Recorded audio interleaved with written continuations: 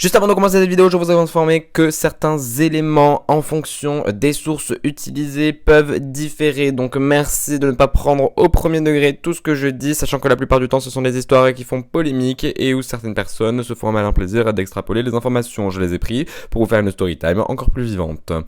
Bon visionnage! Alors là quand même, on part sur un prank qui est très développé et qui va très très loin dans l'histoire de l'art quand même.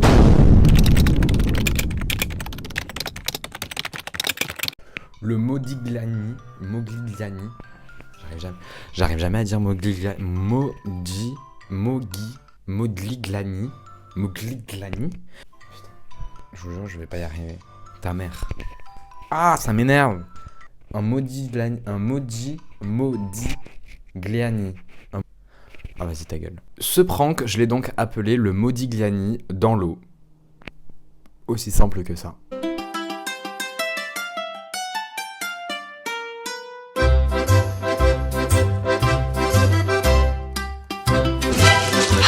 De l'eau, de l'air. Le Modigliani dans l'eau. Pour cette histoire, on se retrouve là où est né le peintre, à Livourne, dans une petite ville en Italie, donc un petit village assez sympathique où tout le monde a envie de bien se promener, etc. C'est très beau. On est aussi en 1984, soit 100 ans après la naissance de l'artiste. C'est pour ça que la ville de Livourne a voulu faire une expo qui retrace, entre guillemets, le parcours de l'artiste, sa carrière, ses œuvres, etc., etc. Vous voyez où je veux en venir. C'est un peu le patrimoine de la ville, donc en fait c'est un peu leur petit bébé. Oh, vous gâtez. vous voyez ce que je veux dire en fait. À l'hôtel. M'a gâté. Et au moment de faire l'exposition, donc en 1984, une légende ressort autour de l'artiste. Pour vous expliquer cette légende qui est assez simple en fin de compte, on se trouve en 1909, l'artiste Modigliani serait donc revenu dans son village d'enfance afin de pouvoir créer pendant quelques temps des pièces et notamment des sculptures, et notamment 3 sculptures. La légende raconte qu'il aurait montré ces sculptures à quelques amis à lui qui sont aussi des artistes et que ces amis en question se seraient foutus de sa gueule en lui disant que c'était super moche. Pardon, excusez-moi, mais le respect, il est où? Je ne sais pas, je le cherche toujours. Où es-tu, respect? Pas chez moi non plus. Putain, je suis énervé. Ok, c'est pas si drôle.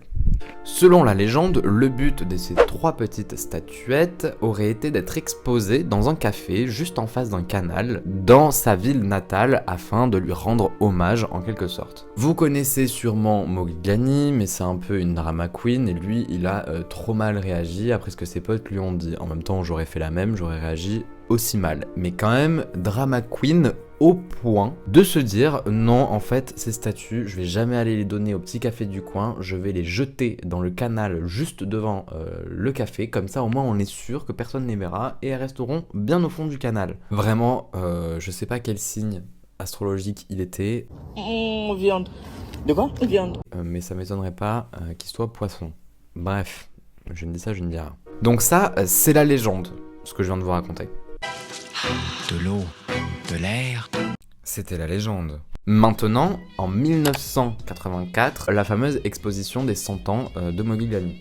De sa mort. Hein. Lorsqu'on fait une exposition rétrospective d'un artiste ou une exposition hommage, on est obligé de traiter tous les sujets autour de l'artiste. Et cette légende a tellement été ancrée au moment de l'exposition que des fonds ont été mobilisés pour faire des recherches au fond du canal. Pour vous dire que c'est allé loin. Parce que c'est vrai que ces œuvres d'art sont donc aussi considérées comme sabotées. Excusez-moi. Donc voilà, tout le monde se met à faire ces petites recherches au fond du canal. Ils ont carrément raclé le fond du canal avec une sorte de grosse truelle. Un peu comme quand vous pêchez, je sais pas si vous avez déjà pêché la crevette, mais un peu comme quand vous pêchez la crevette. Et c'était un événement le truc, c'est-à-dire que t'avais vraiment tout le monde qui regardait autour du canal, voir si les chercheurs trouvaient quelque chose. Et là, vous allez sûrement pas y croire, mais effectivement, ils ont trouvé 3 statuettes. Et là, coup de théâtre, même moi je m'y attendais absolument pas. Je me suis dit que c'est une légende et que les légendes c'est des légendes et ça ne sera jamais vrai. Mais ils ont bien trouvé 3 statuettes au fond du canal. Mais alors là vient un moment quand même crucial dans cette histoire, que moi je ne comprends absolument pas et que je ne sais absolument pas comment c'est possible, c'est la technique d'expertisation des œuvres d'art de Modigliani. La technique d'expertisation des œuvres d'art de Modigliani. C'est sa fille qui est chargée de reconnaître les œuvres d'art alors qu'elle n'avait que 2 ans quand elle est rentrée dans l'atelier de son père et elle est censée se souvenir de chaque œuvre d'art qu'il y avait dans l'atelier de son père. Son père est mort 2 ans après qu'elle soit née. C'est-à-dire qu'elle n'a connu que 2 ans et elle est censée, elle, prouver qu'une œuvre d'art est vraie. Ça bug là dans ma tête, je comprends pas.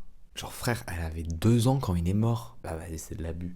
Du coup, les experts font quoi? Ils l'appellent et ils lui disent « Viens tout de suite, on a besoin de ton expertise, on vient de trouver 3 statues de ton papa, est-ce que tu peux venir les expertiser s'il te plaît ?» Comme par hasard, elle crève pendant le trajet.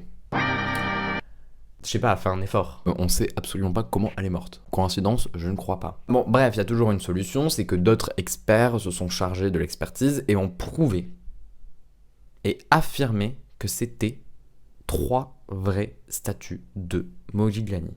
Vous allez me dire, où est-ce qu'est le prank? Et c'est justement là où ça arrive.